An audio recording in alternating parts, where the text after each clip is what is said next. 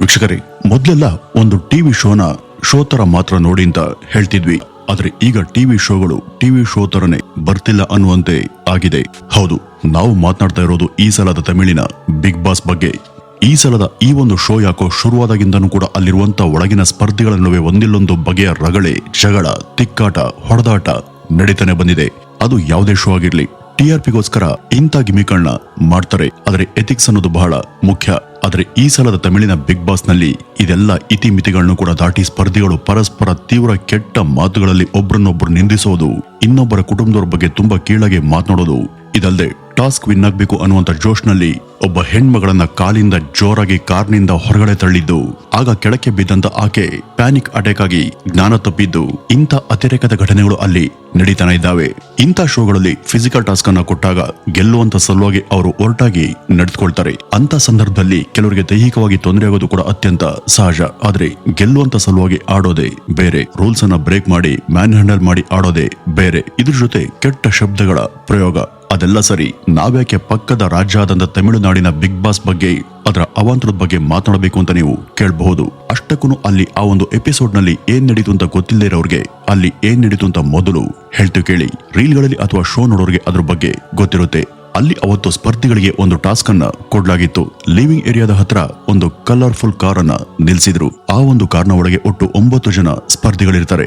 ಆ ಒಂದು ಕಾರ್ನಲ್ಲಿ ಕೆಳಗಿಳಿದನೆ ಕೊನೆವರೆಗೂ ಯಾರು ಕೂತಿರ್ತಾರೋ ಅವರೇ ಆ ಒಂದು ಟಾಸ್ಕ್ ನ ವಿನ್ನರ್ ಅಂತ ನಿಯಮ ಇತ್ತು. ಹೆಚ್ಚು ಹೊತ್ತು ಆ ಒಂದು ಕಾರಲ್ಲಿ ಸ್ಟೇ ಆಗೋದು ವಿನ್ ಅಂತ ಲೆಕ್ಕ. ವರದಿಗಳ ಪ್ರಕಾರ ಈ ಸಲದ 9ನೇ ಸೀಸನ್ ತಮಿಳಿನ ಬಿಗ್ ಬಾಸ್ ನ ಈ ಒಂದು ಶೋ ನಲ್ಲಿ ಇದೇ ಕಡೆಯ ಟಾಸ್ಕ್. ಹಾಗಾಗಿ ಇದರಲ್ಲಿ ವಿನ್ ಆಗ್ಲೇಬೇಕು ಎಂಬ ಉದ್ವೇಗ ಎಲ್ಲರಲ್ಲೂ ಇತ್ತು. ಈಗ ಈ ಒಂದು ಟಾಸ್ಕ್ ತುಂಬಾ ಮುಖ್ಯ ಹಾಗೂ ಇದನ್ನ ಅತಿ ಹೆಚ್ಚು ಜನ ನೋಡಬೇಕಿತ್ತು. ಏಕೆಂದ್ರೆ ತಮಿಳುನಾಡಿನ ಜಿ ಟಿವಿಯಲ್ಲಿ ನಟ ವಿಜಯರವರ ಕೊನೆಯ ಚಿತ್ರದ ಲಾಂಚ್ ಇವೆಂಟ್ ಒಂದ್ ಕಡೆ ಪ್ರಸಾರ ಆದ್ರೆ, ಸನ್ ಟಿವಿಯಲ್ಲಿ ಹೊಸ ಚಿತ್ರ ಆದಂತ ಪರಾಶಕ್ತಿಯ ಟೀಸರ್ ಲಾಂಚ್ ಕಾರ್ಯಕ್ರಮವನ್ನ ತೋರಿಸ್ತಿದ್ದಾರೆ.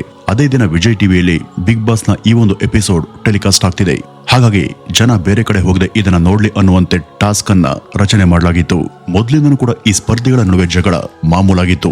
ಈ ಒಂದು ಟಾಸ್ಕ್ ನಲ್ಲೂ ಕೂಡ ಅವ್ರ ನಡುವೆ ಜಗಳ ಜಾಸ್ತಿಯಾಗಿ ಜನ ಎಲ್ಲ ಇದನ್ನೇ ನೋಡ್ಲಿ ಅಂತಾನೆ ಈ ಒಂದು ಶೋಗೆ ಸಂಬಂಧಪಟ್ಟಂತ ಯಾರೋ ಇದನ್ನ ಡಿಸೈನ್ ಮಾಡಿನೇ ಇದನ್ನ ಶುರು ಮಾಡಿದ್ರು ಅಂತ ಅನ್ಸುತ್ತೆ.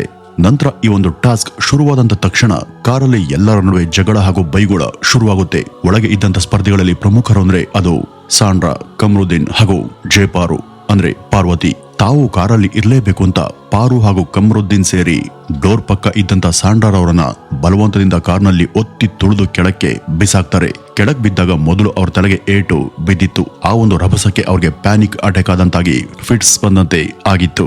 ಆಗ ಕಾರ್ನಿಂದ 3 ಜನ ಯುವಕರು ನಾವು ಔಟ್ ಆದ್ರೂ ಪರವಾಗಿಲ್ಲ ಅಂತ ಕಾರ್ನಿಂದ ಇಳಿದು ಈ ಸಾಂಡ್ರಾರವರನ್ನ ಎತ್ಕೊಂಡು ಕನ್ಫೆಷನ್ ರೂಮ್ಗೆ ಹೋಗ್ತಾರೆ. ಅಲ್ಲಿ ಇಷ್ಟೆಲ್ಲ ಆಗ್ತಾ ಇದ್ರು ಕೂಡ ಈ ತಡೆದಂತ ಇವರಿಬ್ರು ಆಕೆಗೆ ಏನೂ ಆಗಿಲ್ಲ, ಡ್ರಾಮಾ ಮಾಡ್ತಿದ್ದಾಳೆ, ಹಾಗೇನಾದ್ರೂ ಆಗಿದ್ರೆ ಅವಳನ್ನ ನೋಡ್ಕೊಳ್ಳೋದಿಕ್ಕೆ ಮೆಡಿಕಲ್ ಟೀಮ್ ಇದೆ, ನೀವ್ಯಾಕೆ ತಲೆಗೆಡಿಸ್ಕೊಳ್ತೀರಾ, ಸುಮ್ನೆ ಇರ್ರಿ ಅನ್ನುವಂತ ವಿಕೃತ ವಾದವನ್ನ ಮಾಡಿ ತಮ್ಮ ಅಸಹ್ಯ ಮನಸ್ಥಿತಿಯನ್ನ ತೋರಿಸಿದ್ರು. ಆ ಬಳಿಕ ಕಾರ್ನಲ್ಲಿ ಈ ಸಾಂಡ್ರಾರವರನ್ನ ತಡೆದಂತ ವಿಜಯ್ ಪಾರು ಮೇಲೆ ಇನ್ನೊಬ್ಬ ಯುವತಿ ನೀನ್ ಮಾಡಿದ್ದು ತಪ್ಪು ಅಂತ ಕೋಪದಿಂದ ಕೂಗಾಡ್ತಾಳೆ. ಈಗ ಇಷ್ಟೆಲ್ಲ ಆದ್ರೂ ಕೂಡ ಬಿಗ್ ಬಾಸ್ ನಿಂದ ಆ ಒಂದು ಗೇಮ್ ಅನ್ನ ನಿಲ್ಲಿಸುವಂತೆ ಯಾವುದೇ ಸೂಚನೆ ಬಾರದೆ ಅದು ಕಂಟಿನ್ಯೂಸ್ ಆಗಿ ಪ್ರಸಾರ ಆಗುತ್ತೆ. ಯಾಕೆ ಇಂಥ ಸೂಕ್ಷ್ಮ ಸಂಗತಿಗಳನ್ನ ಲಕ್ಷಾಂತರ ಜನ, ಕೋಟ್ಯಾಂತರ ಜನ ನೋಡುವಂತ ಶೋ ಹಾಗೂ ವಾಹಿನಿಯಲ್ಲಿ ಪ್ರಸಾರ ಮಾಡಿದ್ರು ಅನ್ನೋದೇ ಆತಂಕ ತರುವಂತ ಪ್ರಶ್ನೆ. ಏಕೆಂದ್ರೆ ಇದನ್ನ ನೋಡುವಂತ ಎಳೆ ಮನಸ್ಸುಗಳಲ್ಲಿ ಎಂತ ಪರಿಣಾಮವನ್ನ ಇವು ಉಂಟು ಮಾಡ್ತವೆ ಅನ್ನುವಂತ ಸೆನ್ಸ್ ಯಾಕೆ ಯಾರಿಗೂ ಬರ್ಲಿಲ್ಲ. ಇಂಥ ಶೋಗಳಲ್ಲಿ ಹಲವು ಸ್ಪರ್ಧಿಗಳು ಉದ್ವೇಗಕ್ಕೆ ಒಳಗಾಗಿ ಪರಸ್ಪರರ ಕುಟುಂಬದ ಬಗ್ಗೆ, ಮಕ್ಕಳ ಬಗ್ಗೆ, ತಾಯಿಯ ಬಗ್ಗೆ ಕೀಳಾಗಿ ಮಾತನಾಡ್ಕೋತಾರೆ ಹಾಗೂ ಅದನ್ನ ಟೆಲಿಕಾಸ್ಟ್ ಕೂಡ ಮಾಡಲಾಗುತ್ತೆ. ಹೀಗೆಲ್ಲ ಬೇರೆಯವರನ್ನ ವೈಯಕ್ತಿಕವಾಗಿ ನಿನ್ಸೋದಿಕ್ಕೆ ಇವರಿಗೆ ರೈಟ್ಸ್ ಅನ್ನ ಕೊಟ್ಟವರು ಯಾರು? ಈ ಬಿಗ್ ಮನೆಗೆ ಹೋಗುವಂತ ಮುನ್ನ ಒಂದು ಕರಾರಿಗೆ ಎಲ್ಲರೂ ಕೂಡ ಒಪ್ಪಿ ಸಹಿಯನ್ನ ಮಾಡಿರ್ತಾರೆ. ಅದರಲ್ಲಿ ಈ ರೀತಿ ಬೈರಿ, ಹೊಡೆದಾಡ್ಕೊಳ್ರಿ, ಇತರರ ವೈಯಕ್ತಿಕ ತೇಜೋವಧೆ ಮಾಡ್ರಿ ಅಂತೆಲ್ಲ ಇರುತ್ತಾ? ಇಲ್ಲ ಅಲ್ವಾ? ಒಂದ್ ವೇಳೆ ಅವರು ಯಾವುದೇ ಸಂದರ್ಭದಲ್ಲಿ ಆ ರೀತಿ ನಡೆದುಕೊಂಡ್ರೆ ಅದನ್ನ ನೀವ್ಯಾಕೆ ಅಷ್ಟು ಕ್ಲಿಯರ್ ಆಗಿ ತೋರಿಸ್ತೀರಾ? ಅದನ್ನ ಕಟ್ ಮಾಡೋದಕ್ಕೆ ಅವಕಾಶ ಇದ್ರೂ ಕೂಡ ಅದನ್ನೇ ಪ್ರಮೋತರ ಯಾಕೆ ಬಿಡ್ತೀರಾ? ದಿನದ 24 ಗಂಟೆಯಲ್ಲಿ 8 ಗಂಟೆ ನಿದ್ರೆ ಅವಧಿಯನ್ನ ಬಿಟ್ಟು ಅಲ್ಲಿ ತೋರಿಸೋದಕ್ಕೆ ಉಳಿದಂತ 16 ಗಂಟೆಗಳ ವಿಡಿಯೋ ಇರುತ್ತೆ ಅಲ್ವಾ? ಅದರಲ್ಲಿ ಜನಕ್ಕೆ, ಮಕ್ಕಳಿಗೆ ತೋರಿಸಬಹುದಂತ ಎಷ್ಟೋ ವಿಷಯಗಳು ಇರ್ತವೆ ಅಲ್ವಾ? ಅದೆಲ್ಲವನ್ನ ಬಿಟ್ಟು ನಿಮ್ಗೆ ತೋರಿಸೋದಕ್ಕೆ ಸಿಗೋದು ಬರೀ ಇವರ ಜಗಳ, ನಿಂದನೆ, ಅತಿರೇಕದ ವರ್ತನೆ ಮಾತ್ರನಾ ಅಂತ ಜನರು ಸೋಷಿಯಲ್ ಮೀಡಿಯಾಗಳಲ್ಲಿ ಪ್ರಶ್ನೆ ಮಾಡ್ತಿದ್ದಾರೆ. ಇಂಥದನ್ನೆಲ್ಲ ತೋರಿಸುವಾಗ ಅದನ್ನ ನೋಡುವಂತ ಲಕ್ಷಾಂತರ ಜನರ ಪೈಕಿ ಎಷ್ಟು ಜನ ಅದರ ಪ್ರಭಾವಕ್ಕೆ ಒಳಗಾಗ್ತಾರೆ ಎಂಬ ಸೆನ್ಸ್ ನಿಮ್ಗಿದೆಯಾ?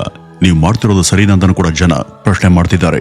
ಇದರಲ್ಲಿ ಜನರಿಗೆ ಇಷ್ಟ ಆಗುವಂತ ಸಂಗತಿಗಳನ್ನ ತೋರಿಸೋದಕ್ಕೆ ಅವರಿಗೆ ಮುಕ್ತ ಅವಕಾಶ ಇದ್ರೂ ಕೂಡ ಪ್ರಚೋದನಕಾರಿ ವಿಷಯಗಳನ್ನ ಯಾಕೆ ಹೈಲೈಟ್ ಮಾಡಿ ಸಮಾಜದಲ್ಲಿ ಕ್ರೈಮ್ ರೇಟ್ ಅನ್ನ ಹೆಚ್ಚಿಸ್ತಿದ್ದೀರಾ?